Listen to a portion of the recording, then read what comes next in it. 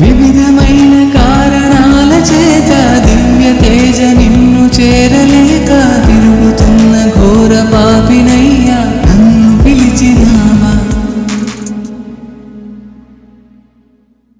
దినదినం నిన్నే స్తుతించెద, క్షణ క్షణం ఆరాధించెద, ఘనముగా నిన్నే కీర్తించెద నా దేవా.